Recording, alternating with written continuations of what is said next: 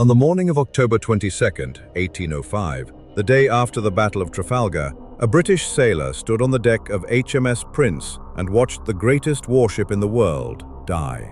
The Santísima Trinidad was on the end of a tow line. She had been captured the previous afternoon, taken by force after a 3-hour battle in which 7 British ships had attacked her simultaneously, in which her crew of more than 1,000 men had fought until every mast was gone, and the decks were covered with the dead and the wounded, in which her captain had finally ordered the flag struck because there was nothing left to fight with. She was the most heavily armed sailing warship ever built, 140 guns across 4 continuous decks, the largest vessel afloat in the age of sail. And she was on the end of a rope. The storm hit that night.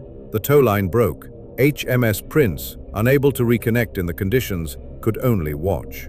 The Santísima Trinidad, battered, taking on water, her pumps working against an influx that could not be stopped, was scuttled by her Spanish crew on October 22nd. She went down somewhere approximately 25 miles south of Cadiz, in water deep enough that no one has confirmed her exact position in the 220 years since. The British had won the Battle of Trafalgar. They had captured the greatest warship in history, and the sea took her back before they could bring her home. An English officer named Henry Walker wrote in his diary that watching the Santísima Trinidad go under was like watching a mountain die. He had spent the previous day trying to kill her. He had not expected to grieve for her. There are ships that win battles, and there are ships that change what is possible. The Santísima Trinidad was neither, exactly. She won no decisive engagements in 38 years of service. She did not open new trade routes or discover new coastlines. She did not make her crew rich, or her commanders famous, or her country secure. What she did was demonstrate, in wood and iron and Cuban mahogany, what the absolute limit of a particular technology looked like at the moment of its highest expression. She was the largest warship ever built under sail. She carried more guns than any other ship of the line in the age of sail, 140, arranged across 4 continuous gun decks in a configuration that no other navy in the world had matched, and that no other navy would match again before the age of steam made the question irrelevant. She displaced approximately 4,950 tons. She required between 950 and 1,050 sailors to operate, plus 140 Marines, a crew larger than many of the towns the sailors had come from. The Spanish called her El Escorial de los Mares, the Escorial of the seas. The comparison was precise and deliberate.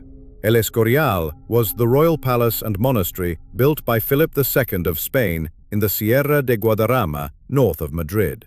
A structure so massive, so expensive, and so expressly designed to communicate the power and permanence of the Spanish monarchy that it functioned as much as a statement as a building. When the Spanish Navy looked at their 4-decked flagship and reached for a comparison, the building they chose was the one their kings had built to make everyone understand who was in charge of the world. The comparison was also, in retrospect, grimly accurate in a way its inventors did not intend.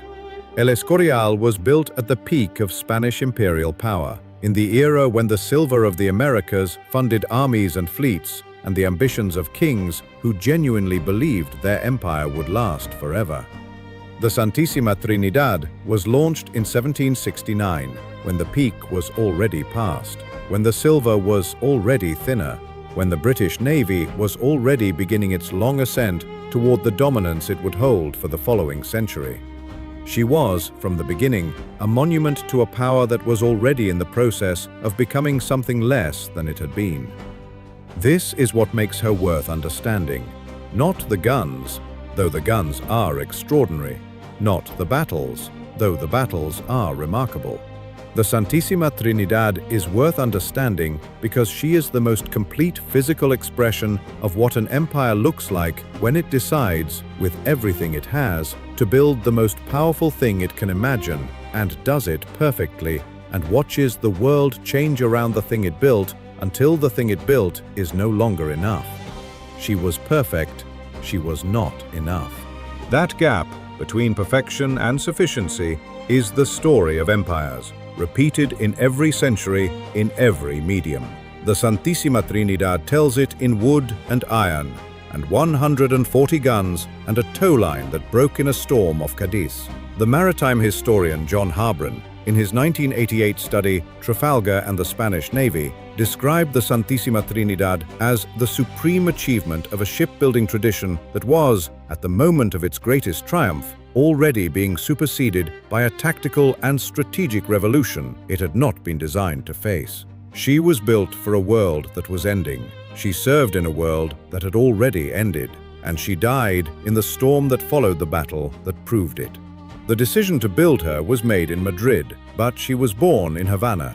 This was not unusual. The Royal Arsenal at Havana, the Apostadero de la Habana, was one of the finest shipbuilding facilities in the world in the 18th century, and its advantages over the shipyards of metropolitan Spain were substantial and well understood by the Spanish Navy. Cuban hardwoods were denser and more durable than the European oak that British and French shipyards relied on.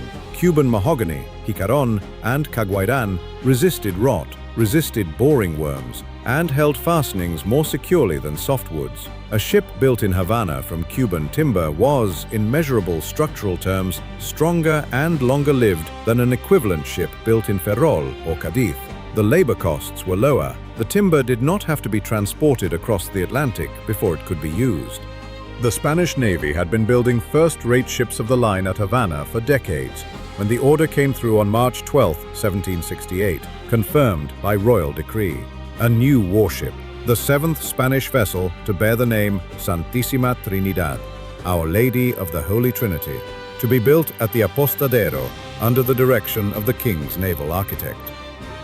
That architect was Matthew Mullen, an Irishman living in Spain under the name Mateo Mullan. Ireland in the 18th century supplied engineers, soldiers, and naval architects to the Catholic powers of Europe in numbers that the historical record still struggles to fully account for. Men who left a Protestant-controlled kingdom where their careers were constrained by religion and found employment, patronage, and advancement on the continent. Mullan had risen to the position of principal naval architect to the Spanish crown, a position of considerable prestige and considerable responsibility. The Santísima Trinidad was to be his masterpiece. He died on November 25, 1767, before the keel was laid. Construction was continued by his son, Ignacio Mullan, and by the master shipwright Pedro de Acosta, working from the father's plans. The keel was laid sometime in late 1767 or early 1768. The records are not precise, and the workforce that assembled around it numbered more than 1,000 men. Skilled carpenters, caulkers, riggers, smiths, and the unskilled laborers who moved timber and materials through the heat of the Cuban summer.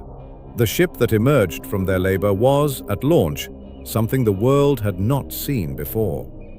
She was launched on March 20, 1769, with the fanfare appropriate to an event of that magnitude. Local officials, naval officers, the ceremony of a new thing entering the world for the first time. She was completed by August of that year and formally commissioned on December 1, 1769. As launched, she carried 112 guns, or 116, depending on which source you consult, the discrepancy arising from counting conventions that differed between nations. 30 36-pound cannon on the lower deck, the heaviest artillery available for naval use. 32 24-pounders on the middle deck, 32 12-pounders on the upper deck, 18 8-pounders on the quarterdeck and forecastle. She displaced more than 5,000 tons. She measured approximately 200 feet in length on the gun deck, with a beam of just under 60 feet. She was the largest warship afloat in the world. The Spanish shipbuilding tradition that produced her was, in the assessment of most naval historians of the period, the finest in Europe at the time. Spanish ships were consistently larger for their gun rating than equivalent British or French vessels, which made them more stable as gun platforms and better able to absorb punishment. A Spanish 70-gun ship of the line displaced approximately 1,540 tons. A comparable British vessel displaced approximately 1,134. The Spanish understood that size was not simply a matter of prestige. Size was stability. Size was the ability to keep your gun ports open in weather that forced smaller ships to close theirs. Size was the platform from which your guns could actually be used. The Santísima Trinidad carried this logic to its furthest conclusion. She was as large as the technology and the timber and the harbor she would eventually have to navigate could accommodate.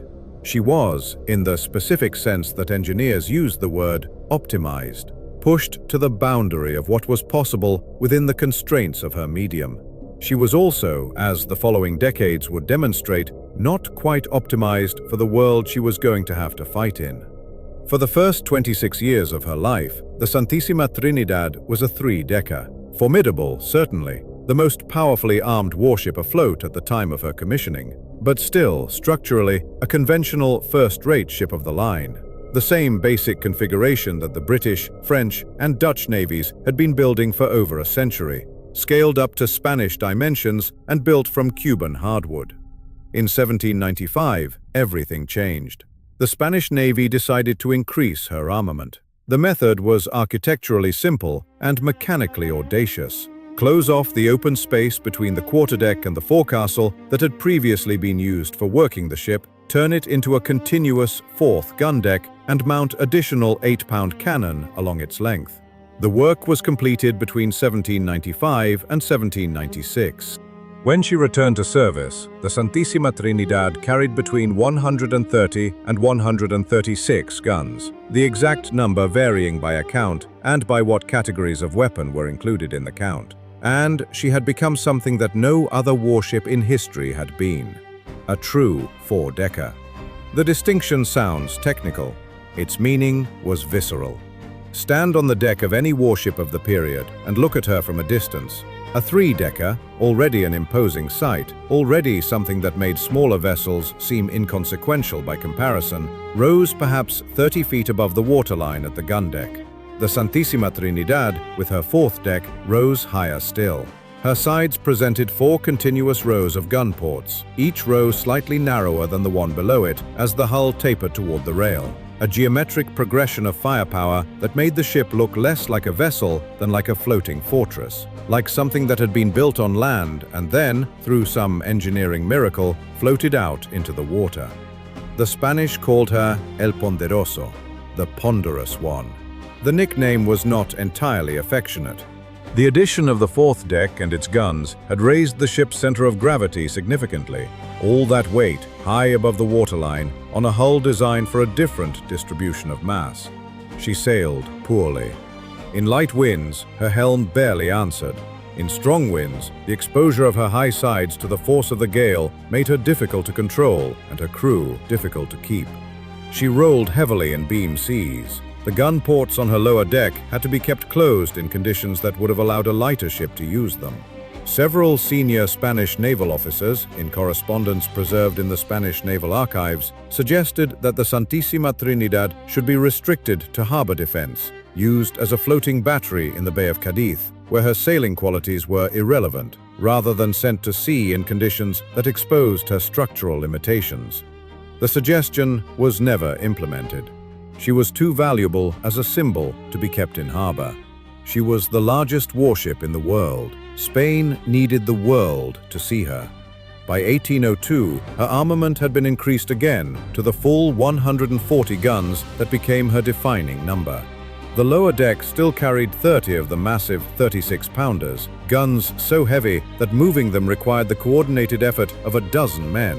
Guns that sent a ball weighing more than 30 pounds across distances measured in hundreds of yards. Guns that could penetrate the hull of any ship afloat at ranges that made individual aim impossible and weight of metal everything. Above them, 32 24-pounders on the second deck, 32 12-pounders on the third, and on the fourth, the converted space between quarterdeck and forecastle, the 8-pounders that gave the ship its unique silhouette and its unique designation. The broadside weight of the Santísima Trinidad, the total weight of projectiles she could fire simultaneously from one side, exceeded 1,290 Spanish pounds, approximately equivalent to 585 kilograms of iron, traveling at several hundred meters per second toward whatever was on the other side. No other ship in the world could match it. In the mathematics of naval warfare, this was an overwhelming advantage. in the practice of naval warfare. The ship that could not maneuver to bring her broadside to bear on the enemy was a ship whose mathematics were theoretical rather than operational.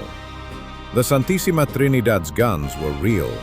The ship's ability to use them in the light winds and unpredictable conditions of the Atlantic and the Mediterranean was considerably less certain. She was the most powerful weapon ever built for the sea. She was also, in the assessment of our own Navy's most experienced officers, a weapon that was difficult to aim. The first time the British tried to take her, she was already dying. The Battle of Cape St. Vincent on February 14, 1797, was not supposed to go the way it went. The Spanish fleet under Admiral Don José de Córdoba y Ramos outnumbered the British fleet under Admiral Sir John Jervis by roughly 27 ships to 15. The Santísima Trinidad was the Spanish flagship, the largest ship in either fleet, the most heavily armed vessel in the world, positioned where flagships are positioned, at the center of the action, visible to everyone, the physical embodiment of the fleet's command. Jervis had no intention of fighting the sort of battle that the Spanish numbers suggested was appropriate. He drove his fleet through a gap in the Spanish line, splitting the fleet into two groups and preventing them from reuniting. In the chaos that followed, a junior officer commanding HMS Captain decided, without waiting for orders, to throw his 74-gun ship directly at the Spanish formation. That officer was Commodore Horatio Nelson. He was 38 years old. Nelson drove HMS Captain directly at the Santísima Trinidad. He was attacking a ship with more than twice his guns, with a crew of more than 1,000 men, in a vessel that should have been able to destroy him with a single broadside. What he understood, what the battle would eventually demonstrate, was that the Santísima Trinidad's overwhelming armament was not matched by an equivalent ability to bring that armament to bear in the particular conditions of that particular February morning, in light winds and heavy swell, with a helm that barely responded and gun ports on the lower deck that could not be opened without risk of flooding. HMS Blenheim joined the attack. Then HMS Orion, HMS Irresistible, and HMS Excellent. 5 British ships, totaling approximately 370 guns, hammering at a vessel with 136. The mathematics in this configuration had inverted. The Santísima Trinidad could not maneuver to bring her full broadside to bear. The British ships, more nimble, more responsive to the light airs, could position themselves where their fire was most effective, and move when the Spanish guns found their range.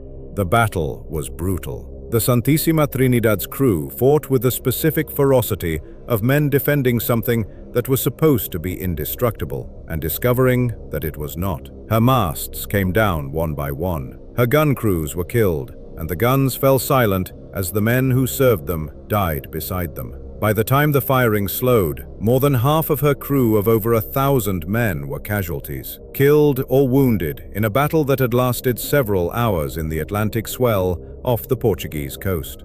She struck her colors. The flag came down. The Santísima Trinidad had surrendered. But the British could not take possession. The signals were confused, the conditions were poor, and before any British crew could board the prize, 2 Spanish ships, the Pelayo and the Príncipe de Asturias, came to her rescue. They pulled alongside the crippled flagship and, under fire, began to tow her away from the British fleet. The Santísima Trinidad's colors went back up. The battle was continuing elsewhere. The British had other prizes and other objectives. They could not hold what they had not yet physically secured. Several days later, as the battered Santísima Trinidad was limping toward Cadiz, the 32-gun British frigate HMS Terpsichore under Captain Richard Bowen found her and attempted to take her. A frigate against a 4-decker, even crippled, even with most of her crew casualties, even without masts. The Santísima Trinidad was not something a 32-gun frigate could compel to surrender. Bowen disengaged. The great ship continued to Cadiz, where she was repaired over the following months and returned to service. She had surrendered at Cape St. Vincent. She had not been taken. The distinction would define her legend. 8 years later, she would fight again. This time, there would be no Allied ships to rescue her, and the officer who had thrown his 74-gun ship at her in 1797, now an admiral, now the most famous naval officer in the world, would be directing the attack. A ship is not a machine. A ship is a city. The Santísima Trinidad carried between 950 and 1,050 sailors, depending on the stage of her deployment and the availability of trained men in the ports she called home. Add the 140 Marines, soldiers whose job was boarding actions, sharpshooting from the tops, and keeping order below decks when the pressures of life in a wooden hull 1,000 miles from shore began to make men unpredictable. Add the boys. The powder monkeys, children between 10 and 12 years old, whose specific function was to carry cartridges of gunpowder from the magazine deep in the ship's belly up to the gun crews on the decks above. They were small enough to move quickly through the congested passages between guns. They were young enough not to fully understand what they were running toward. You are standing on the lower gun deck. The deck is 60 meters long and barely 2 meters high. 36-pound cannon line both sides, 15 to port, 15 to starboard, each one weighing approximately 2.5 metric tons. Each one requiring a crew of between 12 and 14 men to load, aim, and fire. In battle, the gun crews work in the dark. The gun ports are open, which means daylight comes in on one side, but the smoke from the first broadside fills the deck within seconds, and after that, the men work by touch and memory, and the sound of the orders being shouted over the noise. The noise is the thing that survivors always mentioned first. The roar of a 36-pound cannon is not a sound that the human body processes as sound. It is a physical event. It moves through the chest cavity. It makes the teeth feel loose. When all 30 guns on the lower deck fire simultaneously, a full broadside, the ship moves sideways through the water from the recoil. A vessel of 5,000 tons pushed laterally by the force of its own weapons. Between broadsides, the crews work to reload. Swab the barrel to extinguish any remaining burning powder, ram in the cartridge, ram in the ball, run out the gun, fire again. A trained crew could do this in 90 seconds. In the heat and smoke and noise of a sustained engagement, 90 seconds was aspirational rather than guaranteed. On the fourth deck, the one that made the Santísima Trinidad unique, the one added in 1795 that no other warship in the world had, the conditions were different, but not better. The 8-pound guns were smaller, easier to handle, operated by smaller crews. But the fourth deck was the highest, the most exposed to wind and weather, the deck most likely to lose its gun ports to a following sea. In the confused action at Cape St. Vincent, the fourth deck's guns could not always be brought to bear. The ships rolling in the Atlantic swell meant that the angle of the guns changed faster than the crews could compensate. Men who survived that battle described the fourth deck as chaos, contained by discipline, and, occasionally, by nothing at all. The food was salt meat and biscuit, frequently inhabited by weevils. Fresh water was rationed. Wine was issued daily, the daily ration being the thing that made the rest of it manageable. Sickness moved through the lower decks with the efficiency of something that had been doing this for centuries. A ship at sea for 6 months would lose men to disease at a rate that would have been called a catastrophe on land and was called normal at sea. At Trafalgar, the Santísima Trinidad had 1,048 men aboard. When the battle ended, 216 were dead. 116 were wounded severely enough to be counted as casualties. More than 300 men in a single afternoon in a battle that lasted less than 5 hours. The British sailors who boarded the ship after her surrender described what they found. The decks were covered in blood that had pooled in the scuppers and ran across the planking when the ship rolled. The wounded were lying where they had fallen because there was no longer enough able-bodied crew to move them. The guns were silent, and the ports were open, and the sea came in with each roll and washed across the deck and took nothing with it. One British officer wrote that he had never seen anything like it and hoped he never would again. He had been in the Navy for 11 years. He had served in 3 fleet actions before Trafalgar. He had seen what cannon did to men at close range, and still he wrote that Trafalgar, on the gun decks of the Santísima Trinidad, was unlike anything he had seen. These were the men who sailed the most powerful warship in the world. They were not abstractions. They had names in the muster rolls, names that are still there in the Spanish naval archives at Viso del Marqués, available to anyone who knows to look for them. They came from Cadiz and Ferrol and Cartagena, and from the Spanish territories in the Americas. They were fishermen's sons and farmers' sons, and the sons of men who had themselves served on these ships and come home with nothing except the knowledge of what the sea was. They survived or did not survive because they were in the right place or the wrong place at the right moment. In the smoke and the noise and the motion of a battle that decided the naval balance of power for the following century.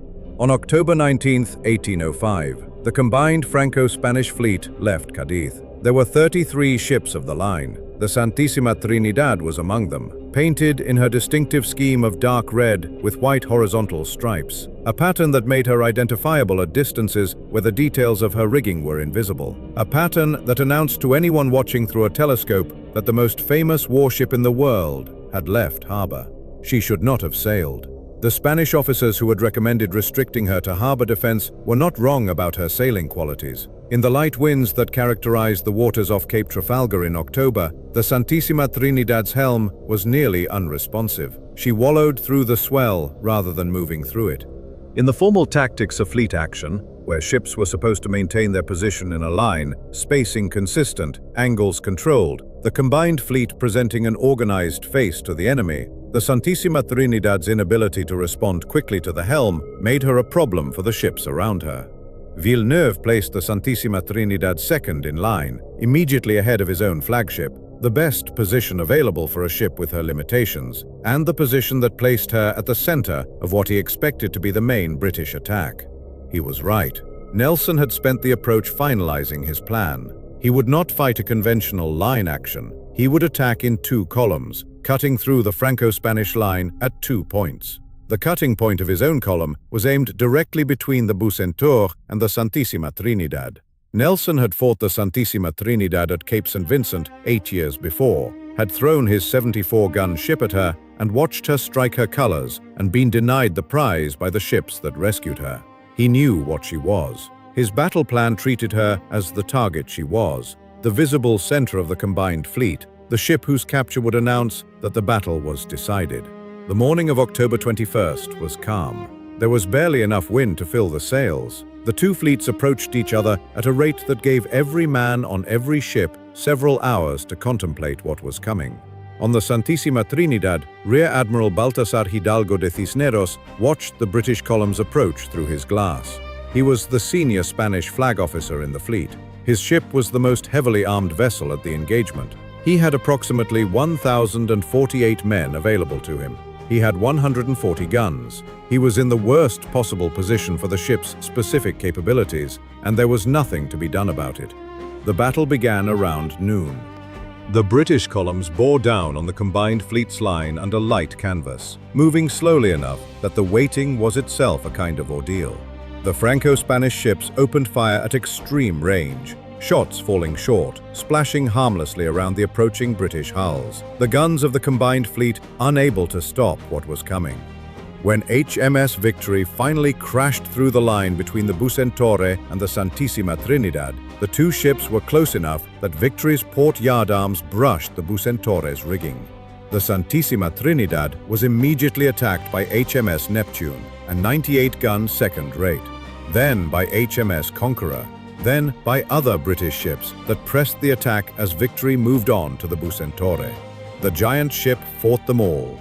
Despite her helmsman's inability to position her as her gun captains would have preferred, despite the smoke and the chaos, despite the progressive loss of crew as the battle continued, her gun crews kept loading and firing with the professionalism of men who had been trained for exactly this moment, even if they had never actually been in it before. She was hit again and again.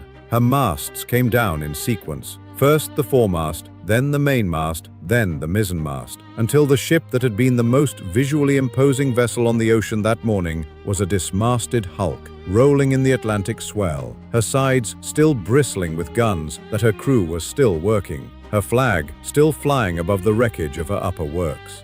She engaged 7 British ships before the end. She inflicted casualties on every one of them. She was eventually surrounded by 4 vessels simultaneously, firing into her from every angle. And it was only when the deck was covered with dead and the gun crews were working at a fraction of their original strength, that her captain, Francisco Javier Uriarte, ordered the flag struck. The Santísima Trinidad surrendered at Trafalgar. For the second time in her career, her flag came down. But this time, there were no Allied ships to rescue her. The battle was over. The combined fleet was scattered, those ships that could sail fleeing for Cadiz, those that could not drifting on the swell, waiting for whoever came to claim them. HMS Prince came alongside and took the Santísima Trinidad in tow. Her Spanish crew, those who remained alive and able to move, were taken aboard British ships as prisoners. The storm began that evening. It was the same storm that Nelson, dying below decks on HMS Victory from a sniper's ball that had struck him at the moment of his triumph, would not live to see. It was a storm of the particular ferocity that the waters off Cape Trafalgar can generate in October.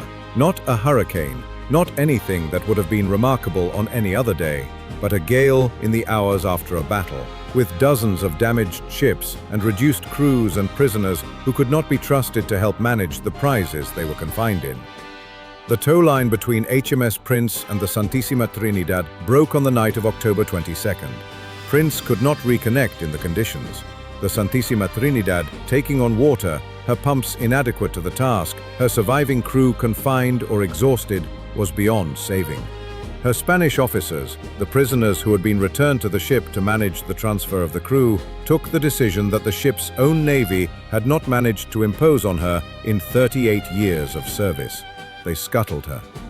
She went down on October 22nd, 1805. The position was recorded approximately as 25 to 28 miles south of Cadiz. The exact location has never been confirmed. The man who recorded the event most memorably was the English officer Henry Walker, who watched from HMS Prince as the tow line gave way and the great ship began her final settling. He wrote in his diary that it was like watching a mountain die. Words that carried the specific weight of a man who had spent the previous day trying to accomplish exactly that. She has no grave that anyone has confirmed. The waters of Cadiz are not deep by ocean standards, perhaps 30 to 40 meters in the area where she went down, but the seabed there is not static. Sand moves. Silt accumulates. A wooden ship that has been on the bottom for 2 centuries does not look the same as a wooden ship that went down last year. The timber that was not eaten by boring organisms in the first decades would have been covered by sediment. The iron that was not consumed by corrosion would have been buried. The guns, 140 of them, each weighing between half a ton and 2.5 tons, might have left an impression in the seabed that sonar can detect. Might have.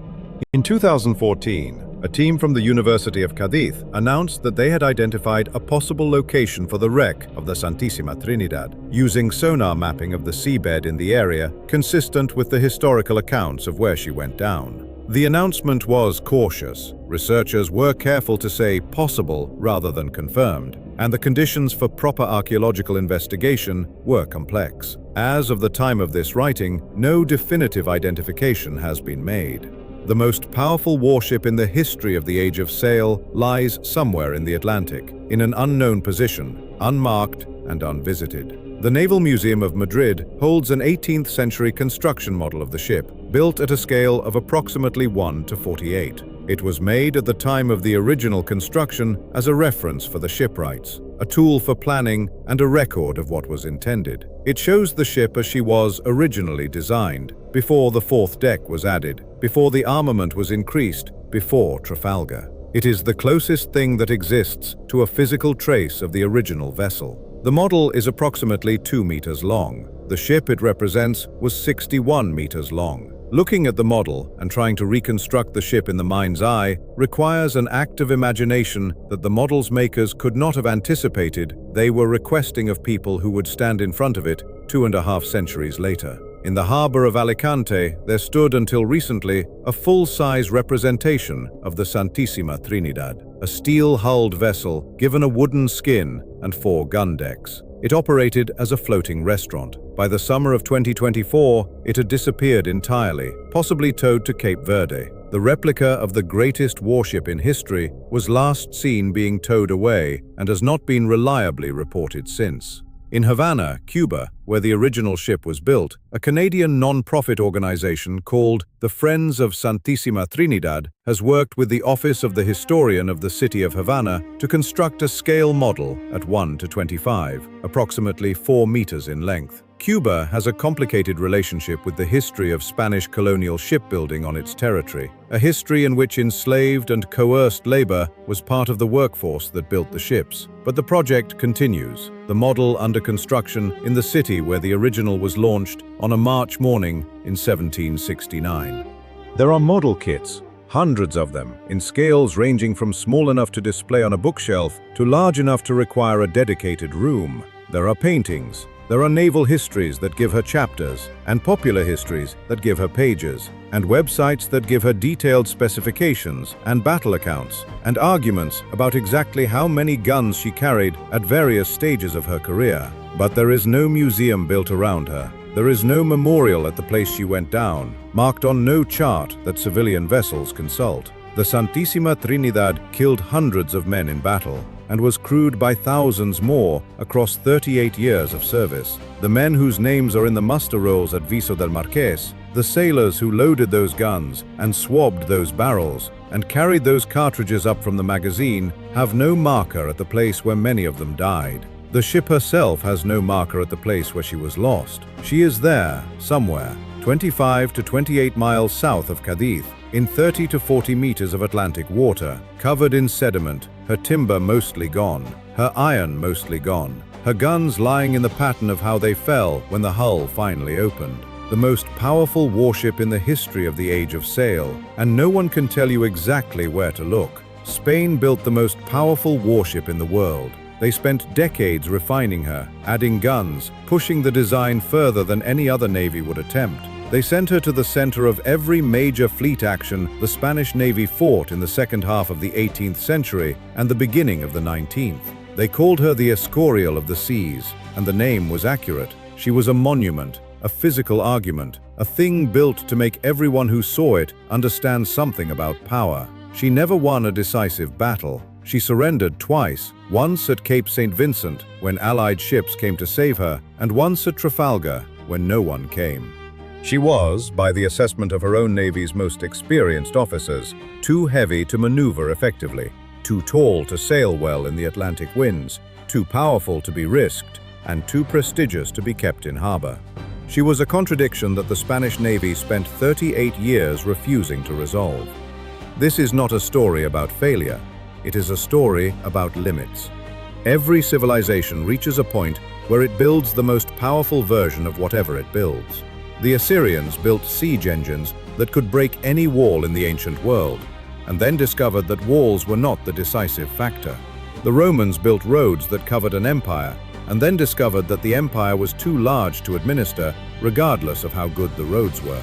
The Spanish built the Santísima Trinidad, and then discovered that naval warfare was moving toward tactics and crew quality and flexibility of command that 140 guns on 4 decks could not guarantee.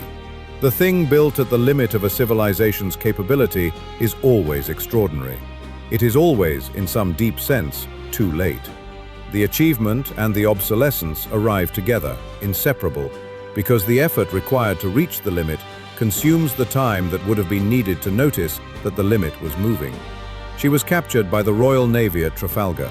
She was taken in tow by HMS Prince. The tow line broke in the storm.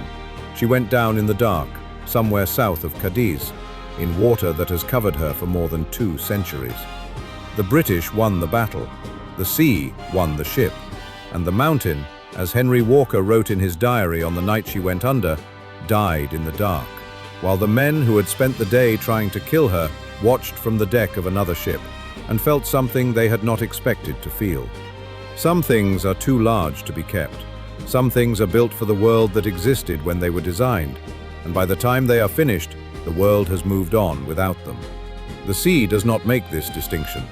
The sea takes the pirate's sloop and the Empire's flagship with the same indifference. in its own time, on its own terms. She is still out there, 25 miles south of Cadiz, give or take, the most powerful warship in the history of the Age of Sail, and no one can tell you exactly where to look.